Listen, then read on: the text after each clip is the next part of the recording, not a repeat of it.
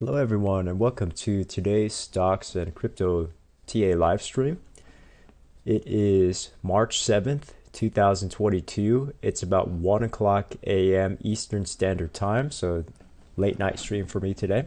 The reason why I'm doing this stream as a follow-up is because of the recent volatility that we had in the stock market today. So what I want to do is just review a few of my day trades, some of the stock indexes, and then just show some people some of the trending ticker symbols for stocks that's happening globally right now. Hello, everyone. Welcome. So we'll see how long this stream goes. All right. So first off, the Russia-Ukraine war is still ongoing, and that the aftermath economically from that war is actually affecting the world in quite a significant way.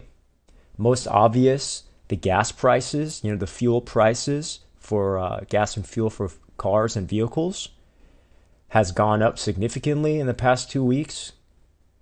Maybe even $5 or up to $6, 4, 5, 6 US dollars gas prices per gallon, which is very expensive. We have not seen that for 10 plus years, maybe. So very significant, and that's having an effect on stocks, commodities, crypto. Let's get into it. We're going to start with the Dow Jones, DIA. Okay, so just want to start off with the long-term approach is that we have our trend line resistance and support, the yellow lines. We did have this double top here at about 340, okay, and we did hit this bottom trend line target that we were talking about just yesterday, the 328 level, now in this blue area with the support. So we just want to watch out for that. Will we get deep continuation? It is definitely possible if the selling continues. The next level down would be 322. The X marks the spot. Price level. If we go intraday to check some more targets, just turn on pivots at this point. Our next support level down 325 or 320 range. Because you can see on this 4-hour, the M double top is 2.43%. If we go down 2.43%, that'll bring us another day or two down to $324. The X marks the spot range. So just note that the stock market is downtrending. We are not uptrending like 2020 summer 2 years ago. That's not happening right now. Downtrending. The catalyst happened just the play-by-play. Okay, we had a little bit of oversold in this November-December range. But this is right about where the politics between Russia and Ukraine started. Apparently it's November 10th. Wow, just literally right at the top right here. But also the Federal Reserve tapering program started at the end of that month here. And then we had some issues. We had earnings. Okay, this is also why we pulled back down. But then the war started on February 24th. We need to mark these things and remember. 24th, right here. Okay, so we have been downtrending for almost 5 months now. So to me, it is not surprising why stocks are going down. Because if the index is downtrending, and the S&P 500 represents 80% of the power, the volume of the stock market in terms of stock market capitalization. So if the index goes down, stocks would go down. That makes perfect sense. Also, if you have oil prices going up, then all the inverse stocks, right, would go down. So that's why I just want to reiterate that because oil prices continue to go up, we'll just take a look at that chart. Okay. So what is that? We'll just stop right here. It's almost like school question, even for myself, is okay, if oil and gas prices are going up, is that good or bad for the consumers, for producers? for most people is bad. For most people is bad. Right?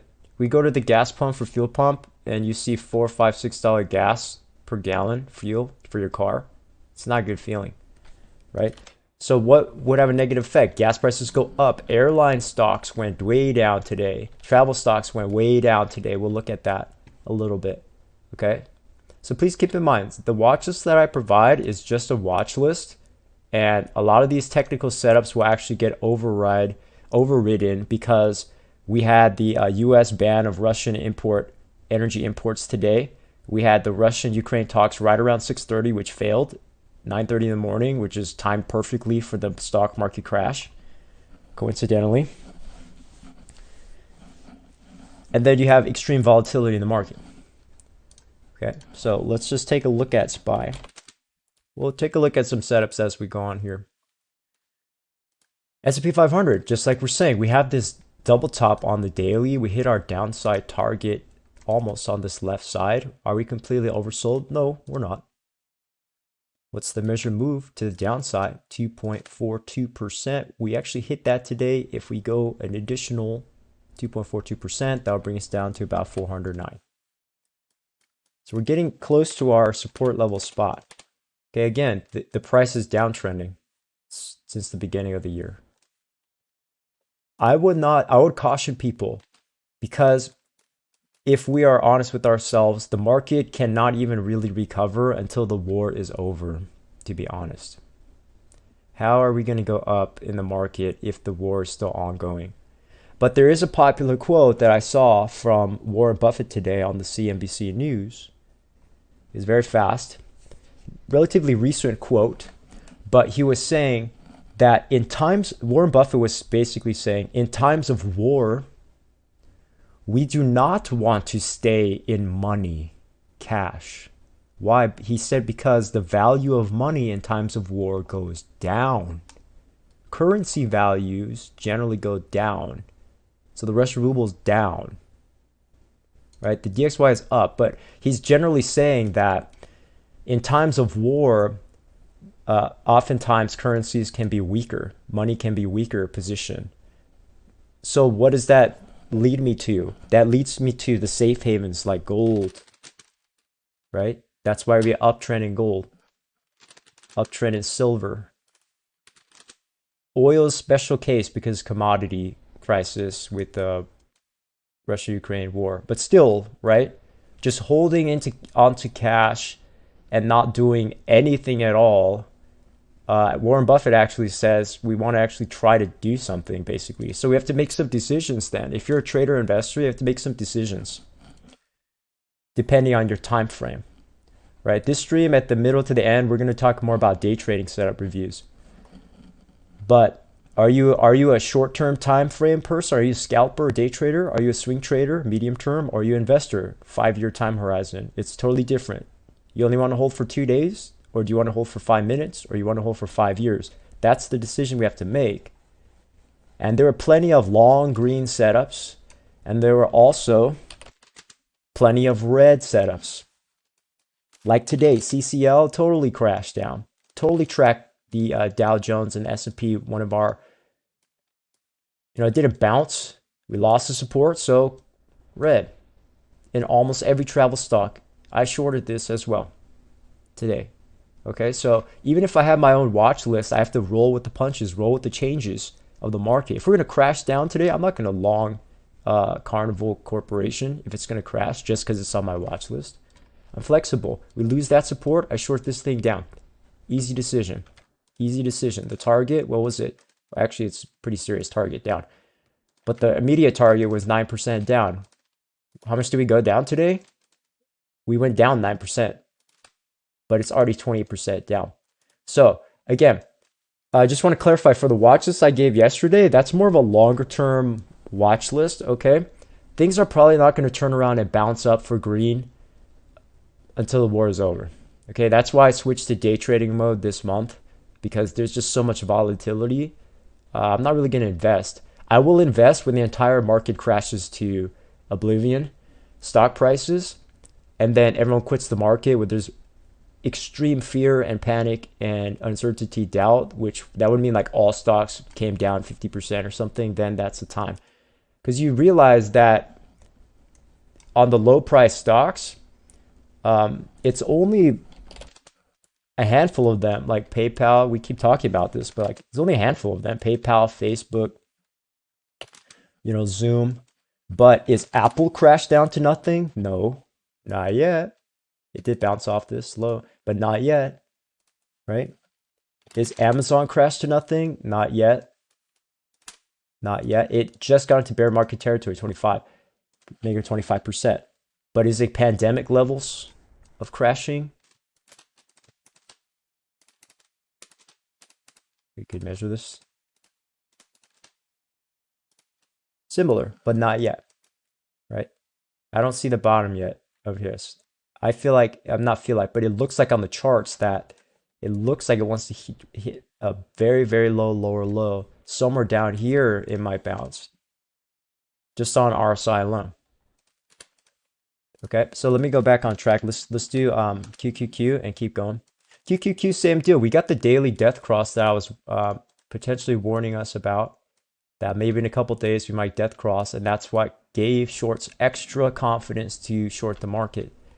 And congratulations to anybody who had short positions open Friday and until Monday. I know a couple people in the live chat and some people in the Discord were probably shorting. Congratulations. It's just a wonderful setup. That's just the way the market is right now. So again, just because it's a dip does not mean we want to all in and forget about the market. No. This is downtrending. If you're ultra conservative investor, you don't buy anything yet because of the war. It's not just about the charts. It's what's happening right now. There's a war right now, and it's affecting global economies in a bad, negative way. So where's our downside target? Still, is it super oversold on a 4-hour? It's getting there. So, don't expect to short forever for 5 days straight. It's going to bounce at some point. But the longer term target would be like a 318 area, 314, 316 areas. Because last time we got this 1 hour oversold, just maybe 6 points down more or lower, then we had that big bounce in the market. So just be careful. It's getting into the zone where, who knows, maybe the time to short might be time to close some of the shorts and turn around. But I'm not seeing a clear, for example, upside down head and shoulders on the price yet. It's just getting into the left side of the move. So probably sometime this week or next week, it'll crash a little more and we'll get a bounce, the short-term bounce going on, which would apply to my watch list as well, the older watch list. But I'm going to update that because I was thinking today that, okay, because what happened today is we need to revise. So hopefully that makes sense for QQQ, which means a lot of tech stocks have been crashing for 3 months. The index down 20%. We just go down 5 more percent, then CNBC is going to declare the bear market in the NASDAQ index. Then if it holds up below that. The problem is this daily death cross. We have not had a daily death cross on NASDAQ or even S&P 500 since the pandemic. This is kind of serious.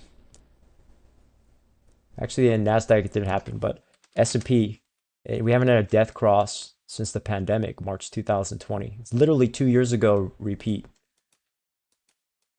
So I learned from that is if we're crashing in the entire world, I am not going to deploy all of my capital in an investment yet. I'm going to do some trading. I had very successful trade today. So let's move on. We just take a quick look at gold. It's still rising in the uptrend. No signs of, less signs of topping out. It's still our safe haven. And our 1 hour is still uptrending in the price very nicely. We draw a trend line to the top. Now you can see it's in this channel, upward ascending channel. So as long as the gold is in an uptrend, it's going to remain like that. What would change this is if we maybe double top on gold and we start downtrending, then we're going to lose that, and then you'll see significant pullback on the daily chart. That's not happening yet, so still a gold is in play.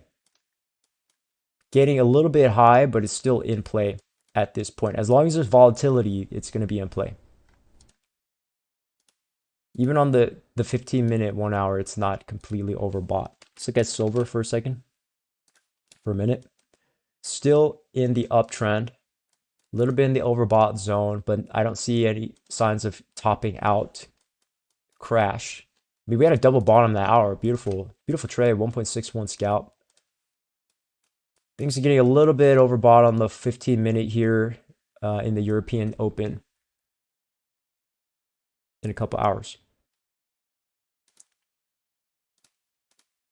Okay, we got to talk about oil. So now we're going to move into some of the day trades that I did today. If anybody has a request, we'll probably look at Tesla and nickel as well. A lot of volatility in the markets. It's just a matter of, are we prepared for it? But before we move on to the next point, let's just take maybe a few minutes to just think and really just sit down and understand what's happening. So I'm going to bring up just a blank piece of paper. It's going to get bright. Blank piece of paper. Okay, let's just make a quick list of what are the safe haven assets. Examples. There are precious metals, bonds, these types of things, right? So that's why you're seeing metals like gold and silver and palladium and nickel all going up because of what's happening, right? Currencies can also be a safe haven, like people will come back to cash.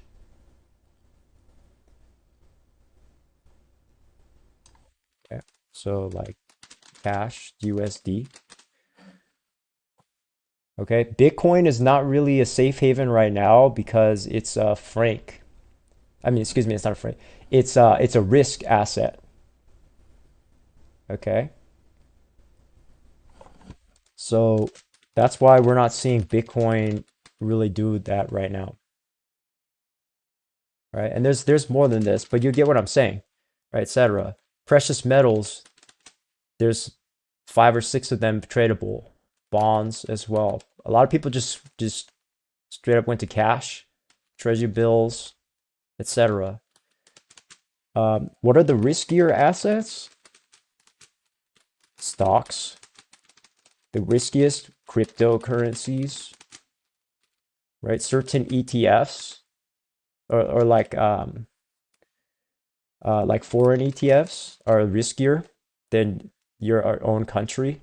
So for example, in USA, you know, USA ETF might be a little safer than say like the Russia ETF was, for example. Okay, or even some Europe ETFs at this point. Some ETFs can be like that, right? Sometimes commodities can be risky. Depends on what is happening, right? Corporate debt, you know, government debt, mortgage based assets, all that kind of stuff. Okay, so what's happening when something volatile bad happens in the world? People exit the risky assets and they enter the safe haven assets. Commodities can be, it can go, it's like 50-50 right now because of the war. But in general, right? That's why we're having short squeeze in nickel. That's why we're having uptrends in gold and silver. That's why we're having sell-off in stocks. Also, we're having shorts attack stocks. We're having shorts in futures attack crypto. We're having sell-offs in foreign ETFs. Commodities are super volatile right now. All of that's happening. So it's just a balance. Just think of it as a scale. This one's on the left side. This one's on the right side. And whenever something bad happens, you exit. Traders, investors exit risk and go to safe havens. So now that we understand that, the next part of the stream is we're going to examine some of the risky assets. right? And understand like why is this happening right now? So why is this happening? Well, in US oil, we were already in an uptrend for 2 years. This is not surprising to me at all. Why? You have an uptrend in oil right here in the weekly. Now, it's getting a lot of news coverage right now. Nobody was talking to me about US oil right here, December 2021. But there's still the European energy supply chain crisis that was happening 2 months ago. So we already knew that the prices were going up for that. And then the war took us to higher levels of price. Well, we're hitting this resistance level here on the USO. So please just be mindful of that. You have the 89, basically $90 to $100 range for the USO ETF. I'm not talking about crude oil futures or WTI oil or Brent oil. Right? I'm just talking about the USO ETF based upon the futures price. It's an ETF. It's seeking out the higher high. Does that make sense? High, low, high, low, high, low, high, high. So when it finds the high, whenever the war ends or the peace treaty is signed and the supply chain gets back to normal, we'll probably at some point in the future get the strong pullback down, the weekly higher low, wherever that's going to be. But for now, no signs of stopping. It's just we know it's in the overbought range. Okay, so with the huge pump in oil today, huge, 12, sometimes even depending on what you're looking at, 5, 10, 12%. That would send other stocks flipping down to the downside. Okay. So same thing with gold is oil's in an uptrend right now, even on the hourly. Could get one more day of pumping up. So I'm looking at $90 as that upper resistance on the upside. Okay, for USO, just take a quick look. Instead of UNG, we're going to look at XLE, the sectors. We'll take a look at quickly at the sectors. I remember talking to, I don't remember exactly who it was on stream, but we're talking about XLE and I was saying we want to watch out for this. We're talking about it right here somewhere in January. He was saying, should I buy energy stocks? And I said, well, maybe because it's in an uptrend right now. And if we're going to see the breakout, it's exactly what happened. You see, we might get a breakout, pull back, and if it happens, continued uptrend, and it didn't not stop for about 2 months. So to apply the no FOMO philosophy or less FOMO philosophy is when we had this upside down head and shoulders on XLE, that's a buy. When you're on US oil, right at the same time, when we set this higher low in the price and we made higher highs, that's a buy. Right there in UNG in the setup back in December when I was talking about this consolidation to the sideways and we broke out, that's also a buy. Right? So the reason why you never heard me talk about oil is because all the buy signals were 3 months ago for me. Now everyone's talking about oil and energy because it's in everybody's face in every watch list on every website right now. It's all over the news. Okay, so we want to be careful of that because once things get plastered and pasted all over the news all the time, that might be the end or near the end. Okay, so we want to apply the less FOMO, no FOMO philosophy of maybe we don't want to all in on these oil and energy stocks at this point in time because we already had the lows 3 months ago. Can it keep going higher? Yes, of course, like crypto. It's like Bitcoin, it can go to 60,000, no problem. But just, I'm saying, it's kind of like yellow zone right now. It's not green zone where everything is home free and you don't have to care about anything. No, it's kind of high now, so you might want to watch out for that. Just watch out for that. Is there a super sell signal on the charts? No, not yet. But it's going to happen someday. I might just draw this. We could draw a Fibonacci extension to get some targets from down here, down here, down here. You can see we're hitting that 4618 level. This is very overextended to the upside. For this particular move, it's abnormal. Abnormal. So just watch out for that. Okay. Let's go ahead and transition to my day trades for today. Okay, so I'll just go in order. So my first trade today, I was watching CCL Carnival Cruise based upon my watch list. not going to go super in depth on it, but we'll just talk about it.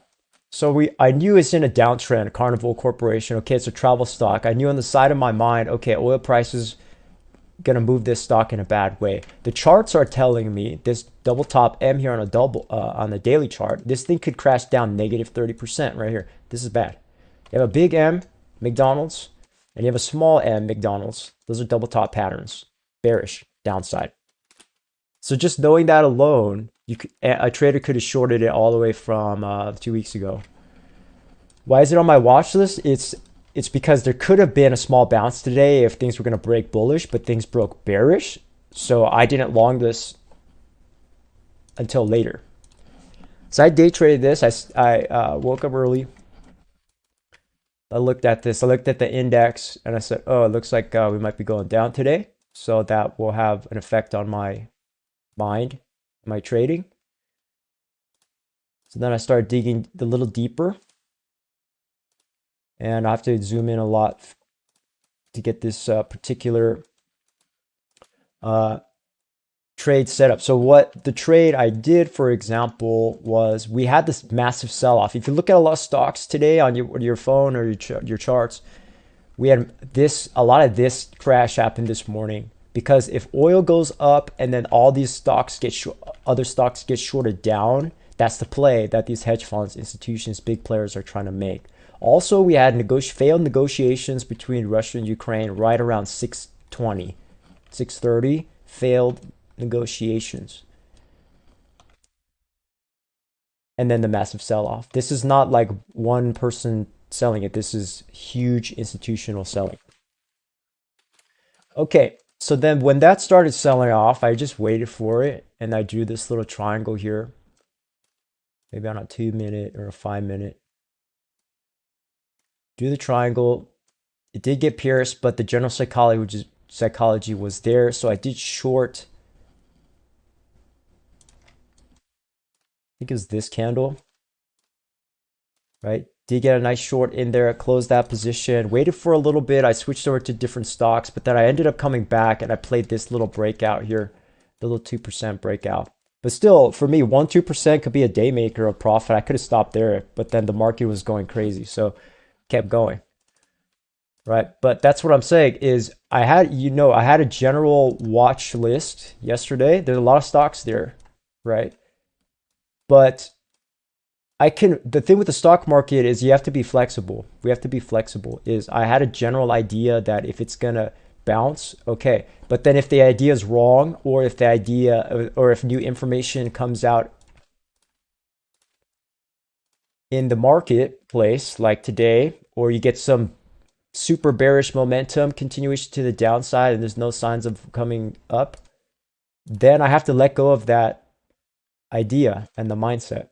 And be flexible and understand what is happening in the market and what am I supposed to do right now. So I just played a little bit of that carnival. I didn't have to trade it forever.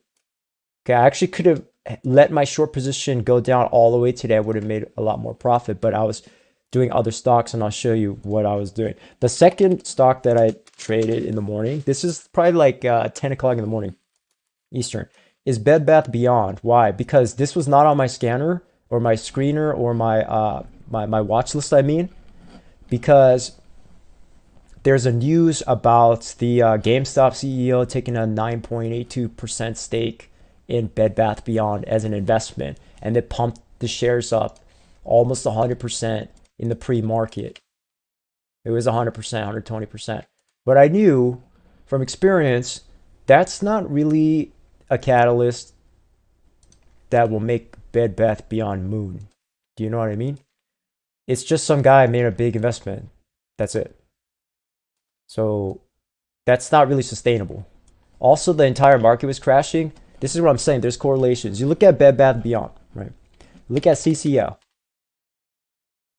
We're on a 5-minute chart right now, so we can see the whole day's price action.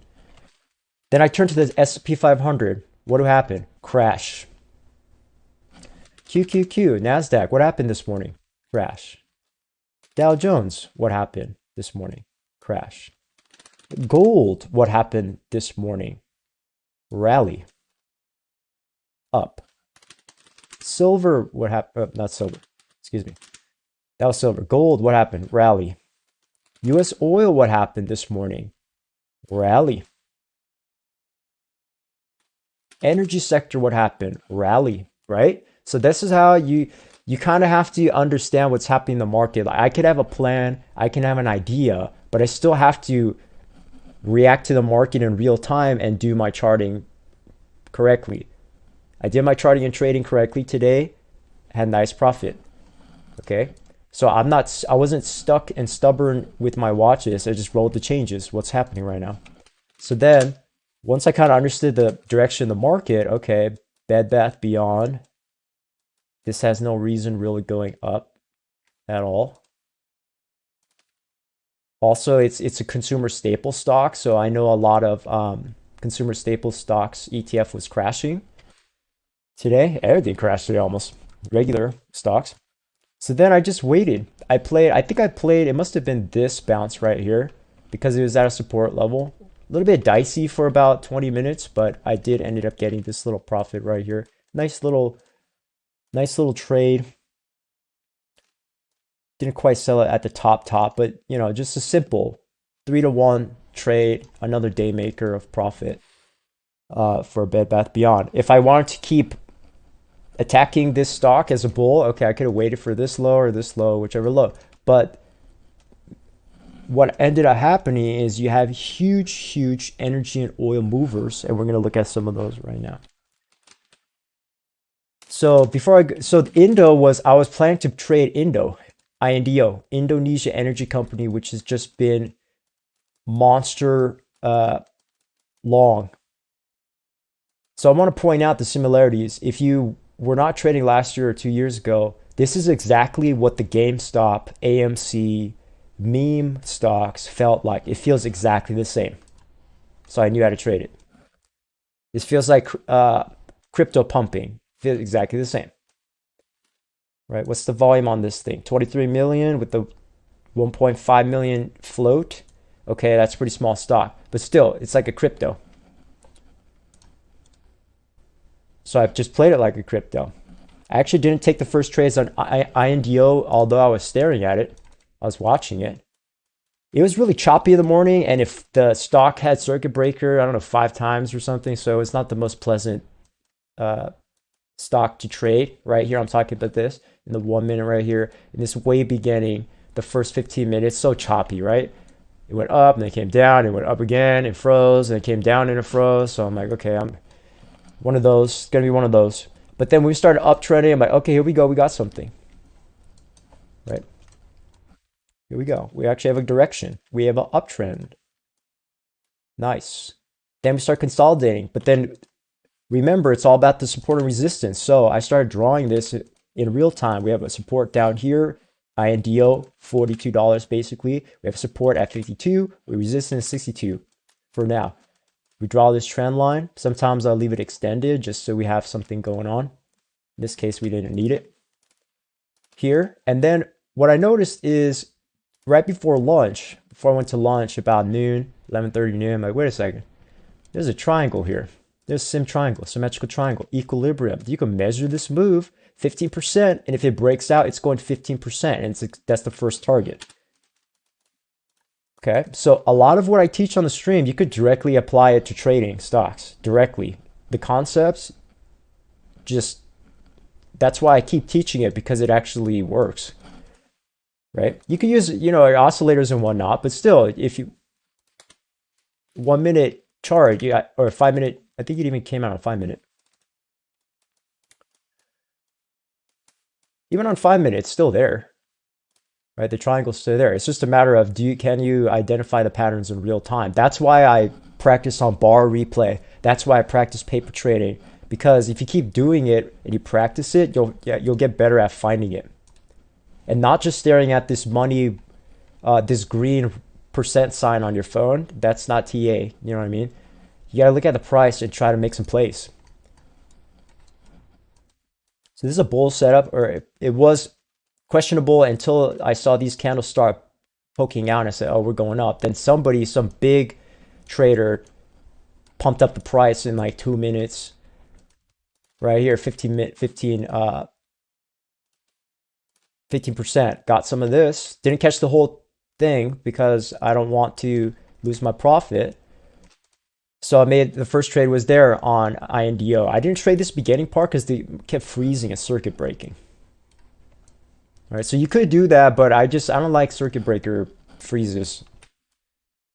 Right? I like the market to be alive and moving, so you can make a decision, not at the mercy of frozen stocks. So that was a successful trade on INDO, right? How much percent is that? That's a lot, 13%. Okay, if I was crazy and aggressive and I bought this below the morning, we would have made huge gains as a swing trade, right? But for me, I was just in day trader mode. I was not in swing trader mode. I was in day trader mode. The next and the last day trades I made was on HUSA, the darling of today, the probably the best stock of the year.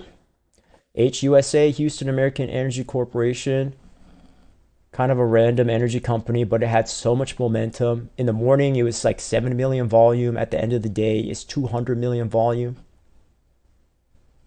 Small market cap, small shares float. A lot of people like this. So what was the play for today? Okay, kind of choppy. So even before this green was here, I looked at this massive green was here. I looked at the chart and I said, what am I staring at here? Oh, okay, this thing has been around for a while. Okay, Fibonacci this, that doesn't help.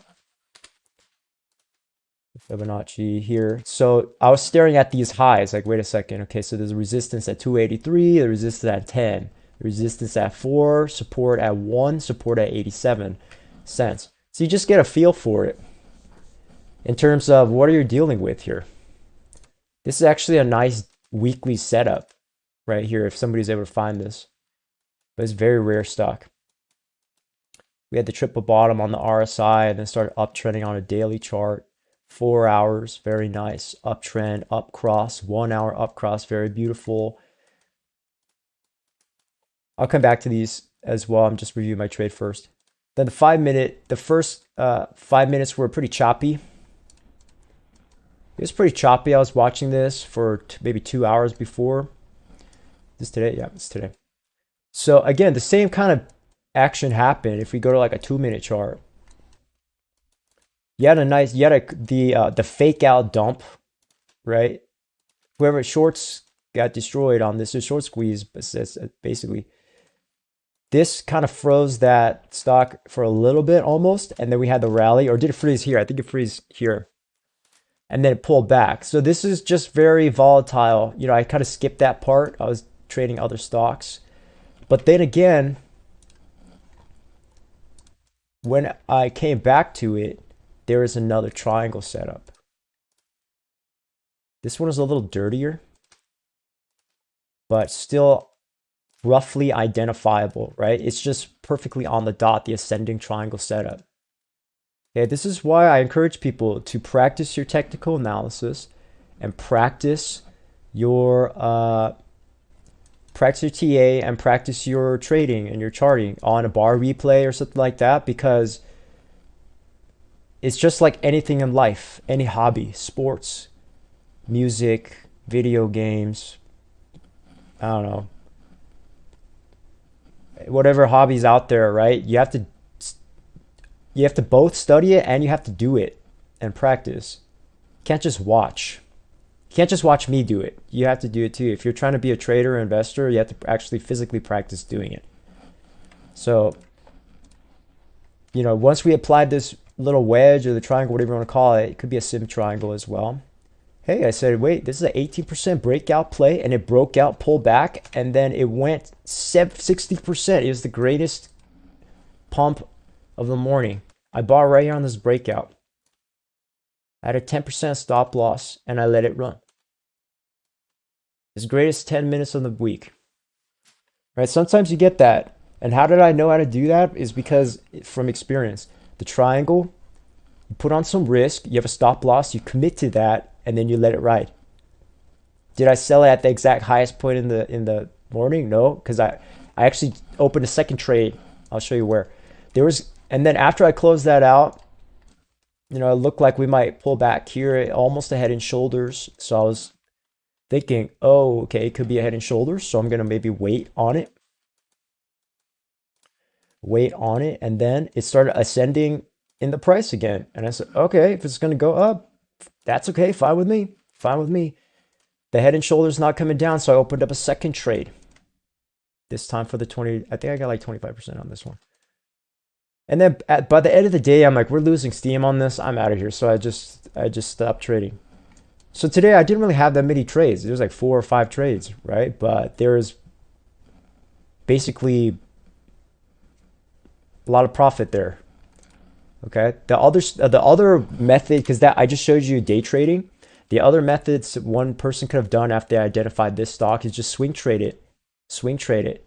Why? Because you had the pullback. I was talking to my colleague over dinner about this over the phone, and we're talking about, you see the pullback, right? The pullback right here. Boom, boom, boom, right? Pullback. Just buy that. Stop loss, not that big. Stop loss, 10% is risky, but if you bought the open, 10% stop loss, I mean, it would have made 200% on the trade. Sometimes that happens, sometimes it doesn't. Like sometimes you'll try to think like that and then it'll crash on you. So that's very difficult to do in you know, just talking about it. But if you're extremely disciplined swing trader, I mean, you would have to have iron emotions, right? Nerves of steel to open the trade here on this questionable candle, but then you commit to that capital being lost and the reward was 200% gain.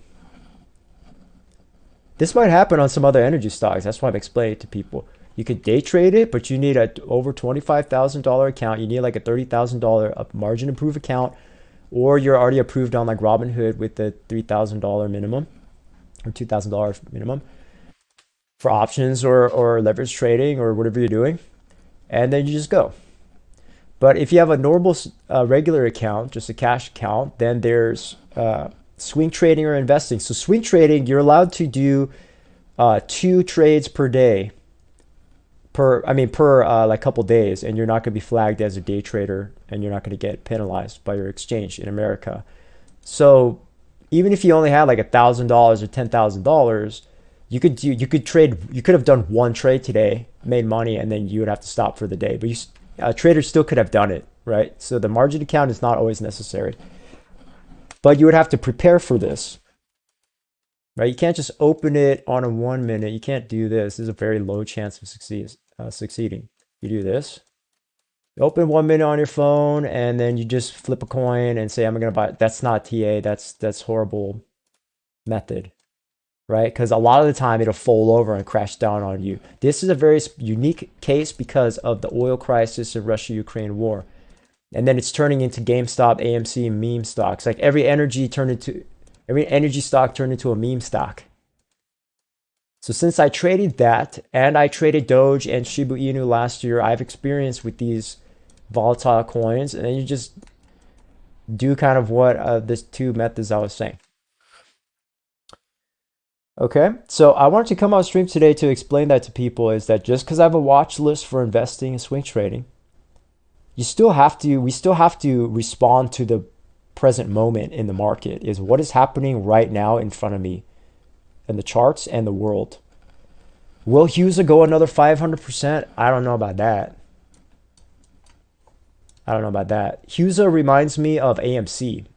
I made 400% of AMC. I bought at 6. I sold at 24 on that one morning at pre-market. That was 2 years ago though. So this definitely feels like that. That's why I'm being cautious, because once all the oil energy stocks are all over the news and everyone's FOMOed into it, there's no one left to buy. Then we're going to have severe crash. So don't, invest in this forever. It's not a forever trade, these energy stocks. All right, but moving forward now, okay, that was review of today looking backwards, but moving forward, what's going to happen with these potential stocks? Let's look at oil for a second. We might have to go intraday here. So it's not at any relative low oversold or anything on the 15 or 5. I don't really see momentum like on a MACD like we had this morning. So be careful of that. Is there any pattern? There could be a little triangle here. So that's what I'll watch for. If we're going to break bullish out of the triangle 5 more percent tomorrow on USO, or are we going to crash down 5%? And then here we might get a rebound like that. It's either going to do one or two ways because of the triangle. That's why you prepare a little bit beforehand at night. Like what I'm doing right now. Okay, for Indonesia Energy is the same deal. Just do a little preparation work. Now we can Fibonacci. We have these low and the high. The very low to the very high. Okay, so you actually have that now. Then we go intraday. We're still uptrending. Still uptrending. It's holding to support, but it's losing momentum. That's why I didn't go aggressive on Indo at the end. Why? Because it's pulling back. It's pulling back. MACD down cross on the hourly. Okay. So the reason why I'm not looking at crypto yet is because in the American stock market, we had a stock that went 400% positive today. So a lot of Americans, we're just doing this right now. You know what I mean? So we're gonna do this for a while. So 15-minute on Indo, are we getting some momentum? A little bit. A little bit. You want to watch out. Why? Because I'm looking at the highs of the previous highs. High, right here. So that's our support levels now. Support, support, support, support, support, resistance. Where's that last two supports? 57 area to 55. Okay. So Indo might do one of two things tomorrow. In the first part of the morning, it might try to pull back like pre-market. So maybe European traders, Asian traders might actually try to establish a lower high, but then it might crash down into the morning tomorrow. It's possible because we're not oversold yet like we were this morning. But the 15-minute definitely shows that they're trying to do continuation plays. The 1 hour though, the longer term, medium term is getting to that danger zone now. So just be very careful. You don't want to long blindly. I might day trade Indo tomorrow if there's a good setup tomorrow morning. In 5 hours, what is that? It's like 7 hours from now. But you see for Indo, like today's, it established the pivot point low and then proceeded to rally. I don't know if it's going to keep doing that forever. 80%, that was extreme. 100%, beautiful. Right? But to go from 64 to 128, I don't know if that's going to happen tomorrow. But you might see another potential bounce. Right? That 10 to 20%. That's why watch out for that. And watch out for oil as well. I'm talking to myself right now too. HUSA, what's going on with HUSA tomorrow? On the 1 minute, we did fade down here. We can draw, we had a little bit of equilibrium in the post market. The triangle, see sometimes triangles break bear right here.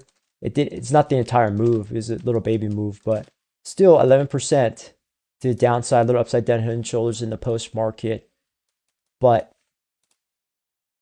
it looks like it's going to try to bounce at some point, but it needs to find a relative low first. So you can see what happened today, it might happen tomorrow if it's going to keep uptrending, is it had a strong consolidation to the downside. I wouldn't be surprised if it had a strong consolidation attempt, at least a little bit before one more rally attempt, because I don't think HUSA is done. Because everybody found out about HUSA today. Even I did this morning, captured some pretty good gains on HUSA. Now the question is, how many more days is this thing tradable before it crashes? That's the question. Is today the last day? I don't know. Right? The charts are saying a little bit of a topping out, but until we get a huge M or a head and shoulders or a blow off top pattern, there's still potential. So here's still on my watch list for tomorrow. We do have a double top in the hourly though. That's why I'm warning people. Any day now could be the top, relative top. So be careful. If you're trying to play a bounce, there's the opportunities for day traders. But for swing trader investor, this morning was the day to buy it and then make the 300%, and then you close at the end of the day and you made a lot of money. Sometimes that happens in the market. All right, let's go over a couple more. The other ones that were on the list. Let me just see here. The other energy stock is 9 and IMPP. It's the IMPP. So Imperial Petroleum, another great stock, went 100% today. Phenomenal, relatively new. But IMPP was interesting because we had this Fibonacci set up and it was already uptrending in the hourly for a week since the Russia-Ukraine war started, right? So right on February 24th, that's where, or leading up to that, the days of the attack start, is when the real energy rally started.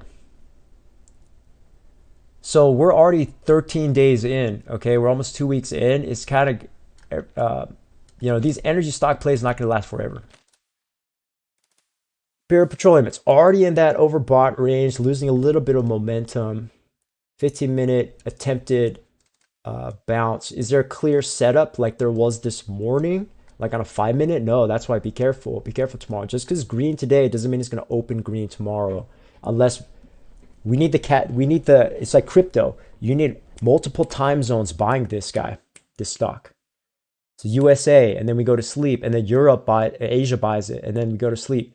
Then Europe buys it. Then I wake up in next USA session.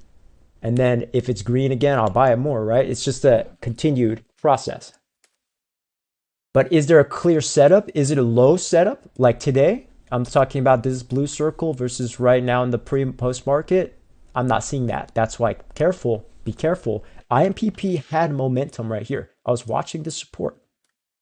Again, all you have to do, if we apply the classical technical principles, support, resistance, trend, and then add on some price candle analysis and maybe some indicators, risk management, this is the play. It's have a double bottom right here on the price in the white, basically, or 9%. It broke out, retested, and then it went 66% because of the insane USO rally.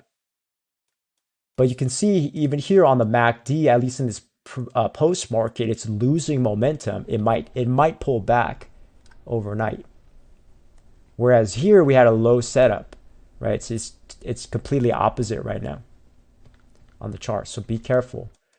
Be careful tomorrow, because even if for day trading, if a trader's a day late, it could be game over. That's why I don't type all my trades that I do in the Discord, because it could actually cause FOMO for people in a bad way. Like they'll chase it after I'm already closed the trade, and then they'll come back to me like a week later and say, oh, I lost money or something bad happened. We didn't exactly buy it at the exact same spot. Okay, so that's what's happening on IMPP. Watch out for that. It's getting a little high, right? Because if it needs to go up, down, up, if that's a top, it might try to pull back down, and that's where you want to buy when you have a low. Remember, buy low, sell high. Don't buy high and then get stopped out and lose money. Don't do that. Try to buy low. It was low this morning. All right, another 9 energy service, another amazing energy pump play. All 4 of these, by the way, were just flashing at me in the morning. It was all over TradingView. It was all over whatever broker you're using. If you are, the half of the battle is just waking up. Then the other half is putting in the work. But 25% of the battle is just waking up on time. So for me, I'm probably not going to sleep today. You know what I mean? I already went to sleep, so I'm staying up for the trading. Might take a quick sleep, but sometimes when this happens, it's not time to sleep that much. If you're like me, because I do this for a living. So 15 minutes, we look at 9. There's a little bit of a bearish setup on the 1 hour. That's why just be careful. At some point, the hedge funds are going to try to destroy this and attack this down. But in the 5-minute, okay, 9's a little different. There is a little bit of momentum on the 5-minute. 9 was different this morning because it was holding the support so well. And then it just rallied after lunch. We had that nice pump. So I'm presuming like West Coast people or people after lunch, We got one more second wind for 9. The beginning rally wasn't that great, 27%. That's why I skipped this one. But it still turned into a triangle pattern.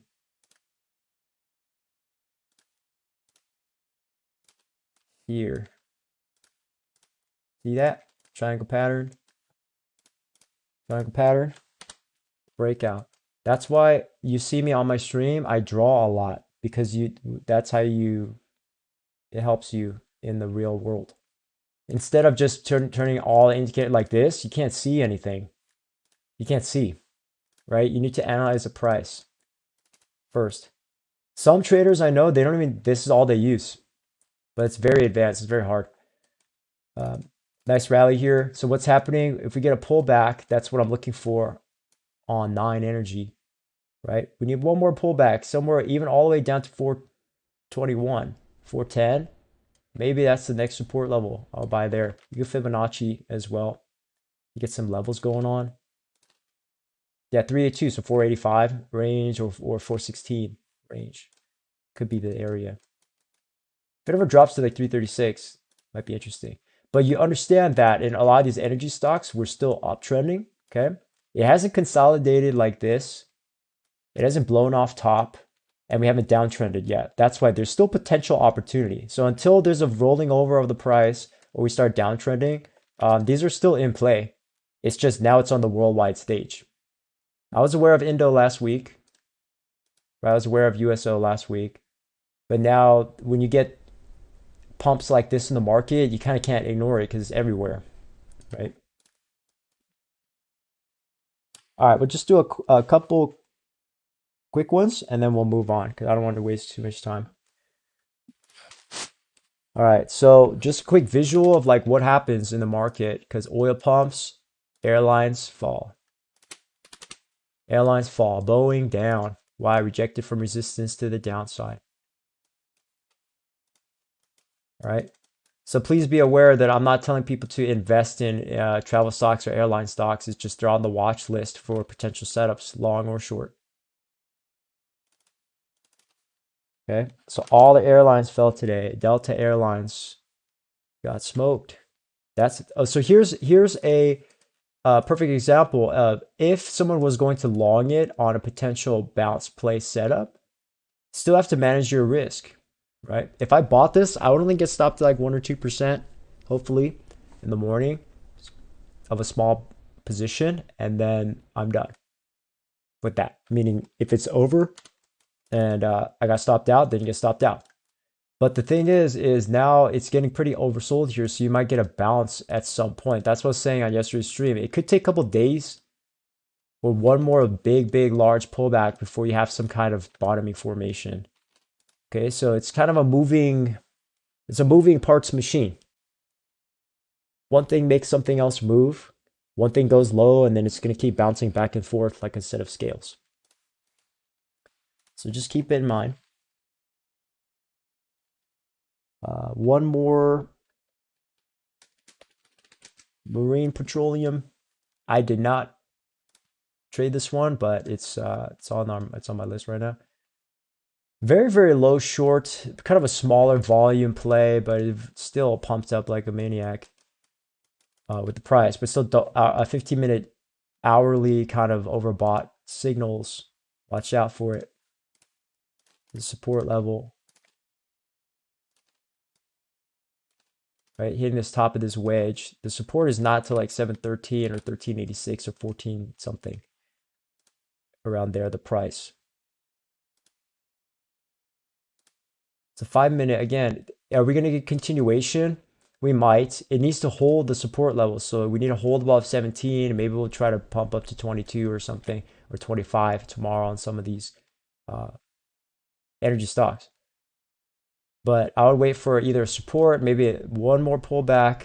I would watch US oil tomorrow and try to do that. Okay?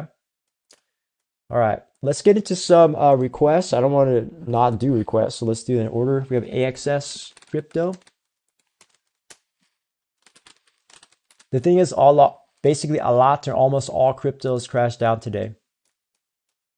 Okay? So first thing, I don't know if this guy's still here, Bluster from TradingView. Welcome. AXS is in a downtrend right now, so please watch out for this. Okay, it depends on your time frame. If you're trying to scalp AXS, 5 minute, 15 minutes is different. If you're trying to swing trade, medium term, it's different. You're asking me if it's going to go to 49.50. Well, generally for cryptos to pop up, you might have to tell me a little bit more, Bluster. Are you day trader or are you swing trader? What's going on? Because there's not that much evidence that this thing's going to pop up yet. 4 hour maybe. You drive support and resistance is kind of down there at the descending triangle.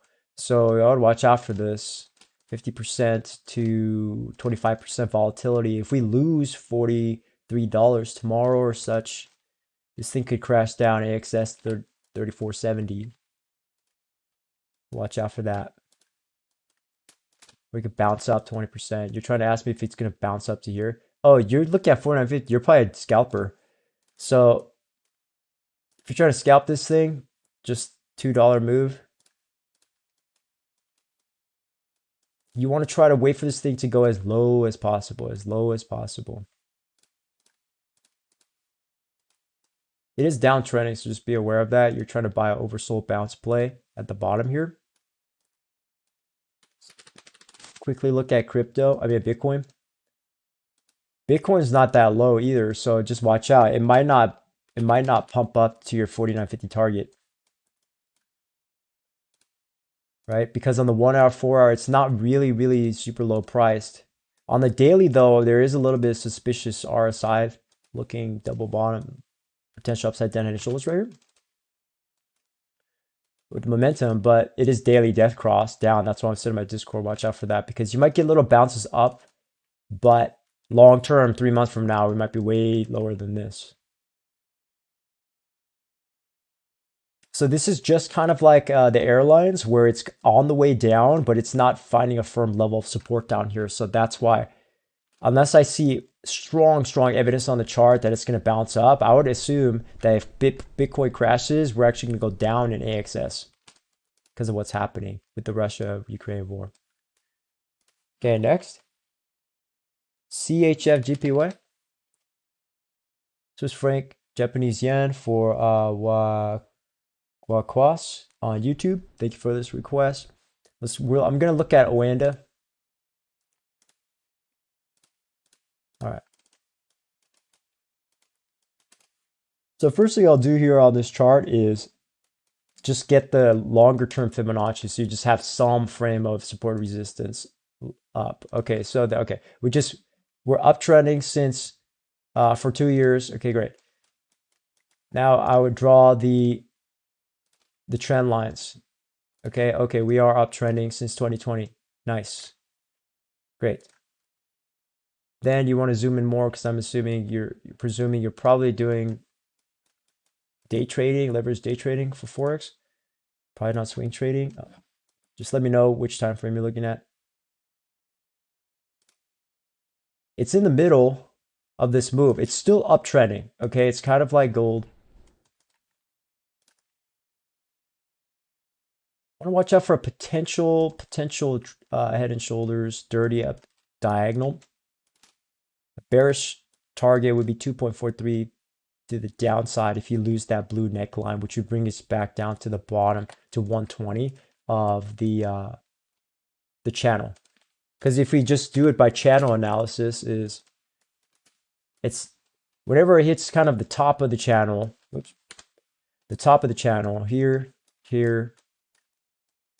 you see it pull back, right? And then when it gets down to the low bottom of this channel or the intermediate spot, you could even draw a parallel channel like that. When it gets to the medium spot, a little bit below that, right? You can see it's just riding that support line.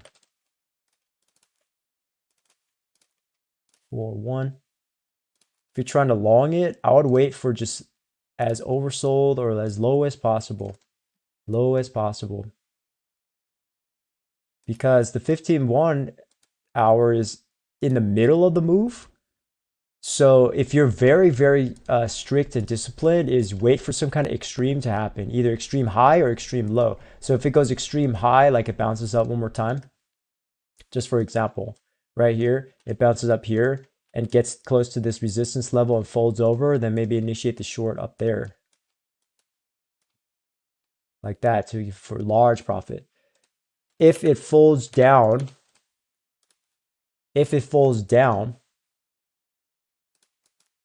right? It gets way down here, then it's the inverse, is maybe initiate the long down here. But it's in the middle of the channel, so it could go either way, really. That's why it's kind of you're gonna have to wait a little bit for that one, in my opinion, if you're trying to do longer term trading. 1 minute, 5 minutes different. Just depends on which way the indexes float. Because right now, even on this 1 minute, okay, you are getting to the low oversold range. Looks like it might just double bottom right here. So if you're trying to long it right now, the setup,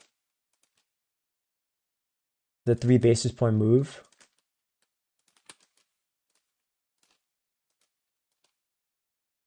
Not the greatest risk to reward. Still 2 to 1 if you do it like that. But you might have to wait for it, right? So you could scalp it like that if you try to do that. Leverage Forex. It looks like it's trying to double bottom right now. Okay, put some risk on. It's not the greatest spot at the bottom, but it's 3 basis point move here, and then C base to 6 basis point target up there for leverage trading. Target's right here, 124.62.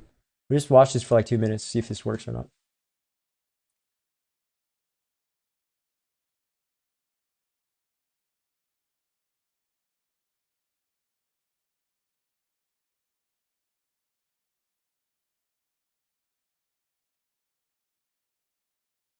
Yes, so you can see the double bottom was there. It's trying to struggle right here at the EMA, but it might, all you need is a couple more, right?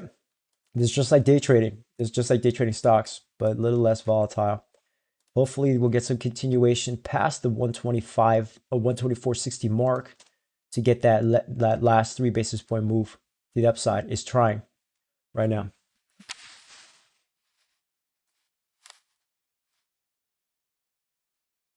Might have to wait like 5 or 10 minutes, but you get the example, right? I would move my stop loss up here to 1 basis point so you don't get flash crashed out of the market. Might take 5 or 10 more minutes. There we go. If you're leverage trading this, that's the easy trade for scalping. Might get a little bit of rejection right here. Next target, can we hit the 50? Probably.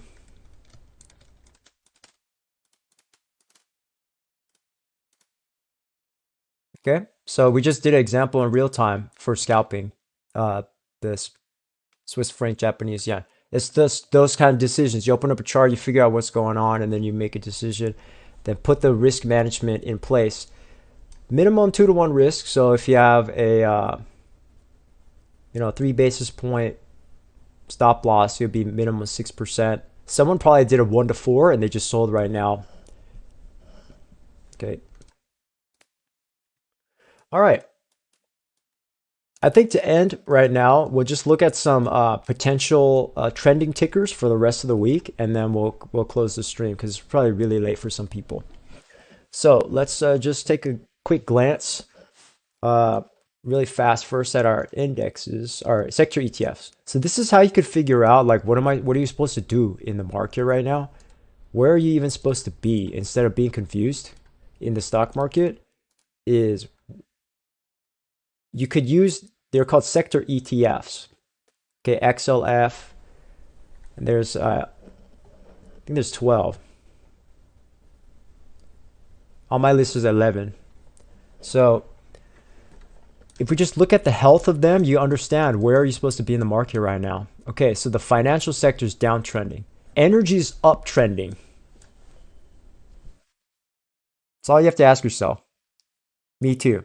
When I'm looking at my stocks in the weekend, if I want very binary decision making, if I had to pick, am I going to buy a financial bank sector or am I going to buy energy? Well, I'm going to buy energy as a long. I could short financial sector.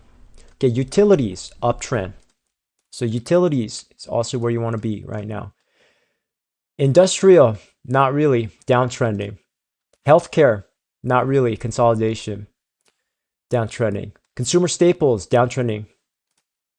Consumer discretionary, crashed, downtrending. Materials, also downtrending. Real estate, basically rejected, down. Technology, downtrending. Communications, downtrending. So now you understand what we just looked at the market and said, okay, where are we supposed to be right now? Where are we supposed to be? Trading stocks. If you're long, there's only two sectors, energy and utilities. Every other sector is a short play, basically, generally, with technology leading the way and communications leading the way down. Communications has been shorted down for 200 days, 150 days. Okay? So that's how you just make some easy decisions like that. You don't get, that's why I ignore news. And many people's opinions, I say, let me look at a chart. I need to see the 100% confirmed candle body closed evidence to help me make a decision and not get swayed by the red. I don't care if it's red or green in my mind, in my emotionals, like in my emotional mindset, in my emotions. I was trying to say, just because it's red, you don't panic. Just because it's green, you don't get all euphoric and lose your mind. Right? Is you have to be objective about it. What is going up? What is going down? So also, you could look at, throw in total market cap. Crypto. Is total market cap going up or down right now? It's going down right now. It's going down. If we're honest with ourselves, this is not up, right? Sorry to break it to people, is the long-term crypto is death cross downtrend. We just looked at all these the sector ETFs. Just add this crypto one on there. That's why I'm not hyped on FOMOing into crypto right now. There's no point right now. Okay, look at total 2, everything besides Bitcoin, still downtrending. Total 3, all the altcoins still downtrending. Okay, so if you're just willing to accept new information from the charts, even for myself, I'm talking to myself right now. If I'm open-minded and flexible with my decisions, I know crypto's downtrending right now. And 80% of the market right now. Or 70%. Okay, so that's how you get a little broad view. This is what professional hedge fund managers, they taught me this. And now you know. So, what are we moving on to? Let's go to, I'll probably just create a new list because I'm going to talk about this. Energy stocks. And we'll just make a new watch list for the next time. So we need to put, the DIA on here. You could probably do this at home too. You put the Dow Jones on here, put the S&P 500 on here, put the NASDAQ on here, put the Russell 2000 on here. Probably put the VIX on there. Let me get oil on there, get natural gas on there, get the XLE, get XLU on there. Probably get gold on there, safe haven. Get my silver on there. Just as a beginner, just as like a foundational for US stocks. So I'm covered here on my indexes. The Russell 2000 is also on there. VIX. Probably put the DXY on there just for keep an eye on our currency. Okay. And then we start adding some of these names. Let's just put them all on here for next time. We got INDO, HUSA. What was this today? IMPP 9.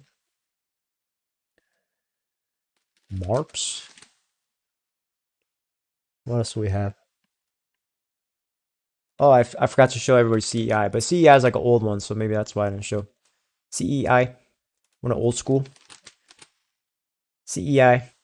We'll probably have to try this one, but that's on there. Uh, where's another one? OP, Ocean Pal. Wow, look at this upside down head and shoulders. Beautiful.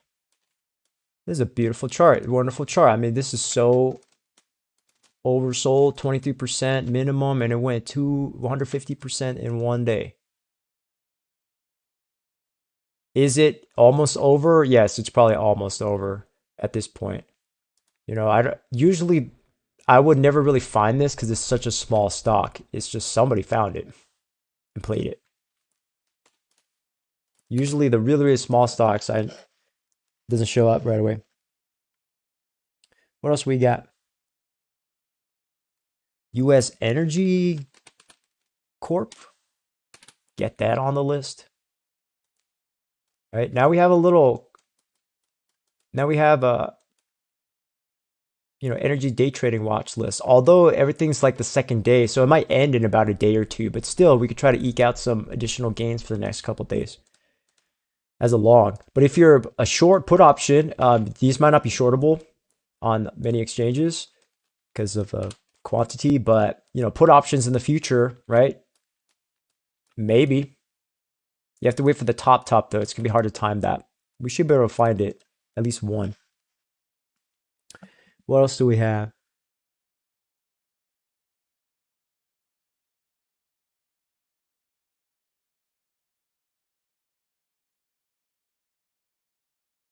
Let's see here. There's a whole bunch. I'm not gonna do all 20 of them, so try to filter it down for us.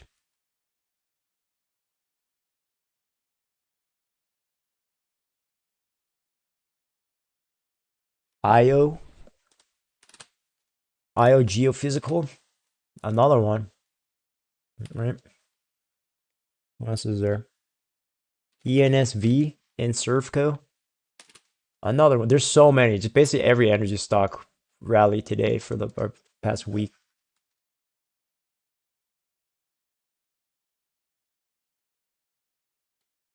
This is interesting. Tops. I remember Tops from 2 years ago. Top ships at Nordic Tankers, but Nordic Tankers already went, and there's a beautiful upside down head and shoulders here on Nordic Tankers, just like BKKT. So I didn't play NAT, but I played BKKT a couple of weeks ago. Very similar setup. It went about 50%. BKKT on this chart is the same thing, but it's fading down now. It's a tech stock. So that's why I was warning people about BKKT. I don't know if you remember on the stream that when this thing goes up here, watch out, because that could make our lower high, and then it's going to fade down out of here. So I'm not touching BKKT tech stock anymore. Do a couple more. Add some Mexico Energy, MXC. Huge rally, right? Just the past 2 days. That's why it's showing up on everybody's face on the watch list, on the face of every website, I mean. Because once it goes huge, like, HUSA, now everyone in the whole world knows where HUSA is. So now it's kind of like, it really is. HUSA is like the AMC of energy stocks. It's like the Ethereum of energy stocks to me. Got the world's attention this morning. Everybody was trading that. How many people? Or volume? 200 million volume. It went 30 times the normal volume. Started about 7. 8. Okay. So now we just made on stream our little energy day trading watch list. Okay. I would caution people in summary, in closing, please do not try to FOMO, your whole life savings in one trade or one options trade, because that's very, very poor risk management. The way to do it safely, if you're a beginner trader, investor, and you're just starting out or first time here ever watching my stream, you have to do the risk reward formula. Okay, I'm going to end here on this. Risk reward to reward ratio. So it's basically reward to risk. It's backwards. Reward to risk ratio, or the 2-to-1 ratio, where for any position that you open,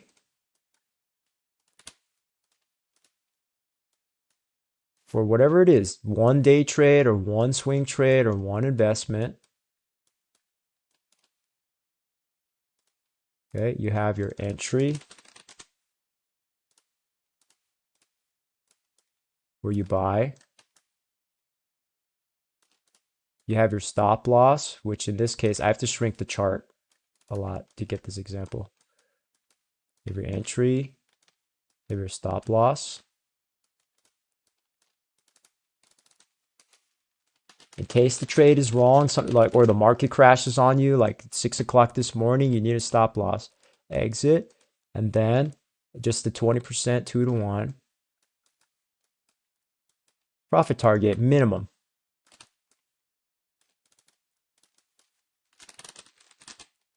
Which is also exit number, your exit generally. So it's just this formula. It could be a 5% stop loss with a 10% target. If you're doing like a one-day swing trade, it could just be that, right? If you're doing swing trade for a whole month, then it might be or 3 days, maybe a 20% target with a 10% stop loss, like in a HUSA today. This was the play. 10% stop loss with 20% target, open upside, or 40% open upside. It went 200% open upside.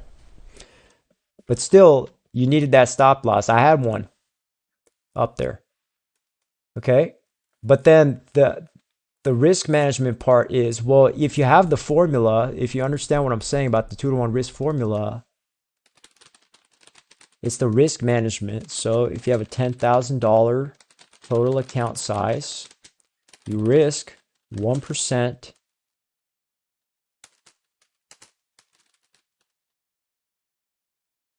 per trade of your account,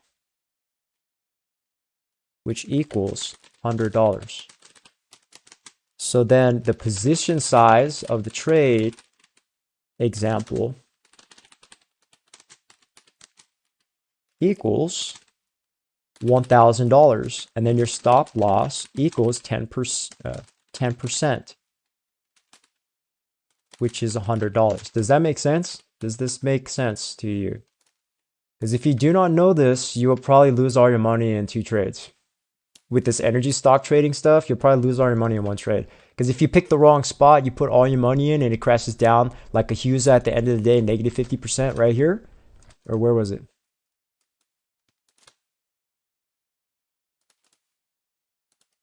One of these went, yeah, right here, right here.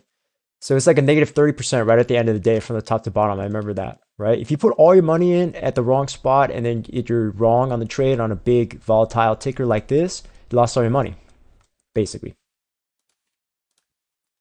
So that is not acceptable for anybody, right? So risk management is the play for a lot of people, okay? Actually, everybody. It depends on the account size and your goals. But you have a $10,000 total account size example. You risk 1% maximum per trade. I should put maximum in there. Maximum per trade, $100. Then position side of the trade is $1,000. Then your stop loss 10%, and then you have to be psychologically and emotionally willing to let it go. If it hits your stop loss, you don't hold it forever and cancel the stop loss and let it crash down negative 80% on you. That's the biggest amateur move that almost everybody makes at once in their career. I did that because it's so hard to say, oh, I lost or I was wrong. Right? But that's why you create the stop loss. So then the market will prove, are you right? Or excuse me, are you right or are you wrong? Right? Not you, but is the chart analysis correct or is it incorrect? If it's incorrect, too many times you're going to lose money. But then you don't want to lose all your account in 1 trade. Please do not do that. This applies to crypto too, right? And as you get better, you might be able to change the risk percentage. And it depends on your goal too and your account size. But if you're a beginner starting out and you're trying to trade this environment of the downtrend of almost every asset on earth, is you're going to have to use this to survive until the market bottoms out. Then you could all in invest when the market crashes and everything is really cheap. Right now, not everything is really cheap. That's why you never hear me say I'm investing in such and such. I'm not doing that right now, right? So it depends on your account size. If you only have $1,000, then this, okay, this could still work, but it might not be worth your time anymore. Right? $1 or $10 profit is not worth your time, generally in America. Right? So usually traders, they have a larger size account. Okay. So please at least remember this, the risk to reward ratio. At least remember that, where you're trying to get 2 to 1 reward to risk. At least remember that. Alrighty, everybody. So hopefully I explained what's happening in the USA market. We did cover a little bit of crypto right now, but not the altcoins. And trading, reward to risk, management, and all these energy tickers. Okay, so, you know, this energy craze rally is not going to last forever. So if you see an opportunity on the charts, you know, hopefully we chart it correctly with the correct risk management and continue to make profit in whatever direction you're trying to go. You're trying to long or you're trying to short. Okay, everybody. So this is kind of that new energy day trading watch list just because of what happened today. And we participated, many of us participated in the creation of it, right? Traded probably a couple of these tickers. And please keep in mind the overarching theme, though, is that the Russia-Ukraine war is having a much deeper effect on global prices and the economics. It's affecting everybody right now, whether we realize it or not, price-wise. And then the stock market's going to price that in. So just be careful of the FOMO this week and probably this month, of volatility. If you ever find yourself getting too emotional, always try to remember this risk management and profit target. If you're having a really hard time, you know, maybe close out all your trades and then just take a break from the computer, hands off the computer, maybe, you know, get up and stretch or walk out, you know, take a walk or something like that, eat some food and water, right? So, you know, because I've seen so many people blow up their accounts. I've heard so many stories people told me, and I'm just like, I'm trying to make sure people don't do that in this environment. All right, so hopefully you have profitable trades, and I will see you on the next stream, whenever that is. This is this new watch list. I'll type it up in the Discord. Thanks so much for watching TradingView, YouTube, and Twitch. And I have a free Discord group if you want to join, where I give you know, free stock and crypto chart watch list every week, and streams like such and education like this. So if you want to give me a cheer donation, really appreciate it, everybody here on TradingView and YouTube. And I will see you all next time. Happy trading. Thank you. Bye-bye.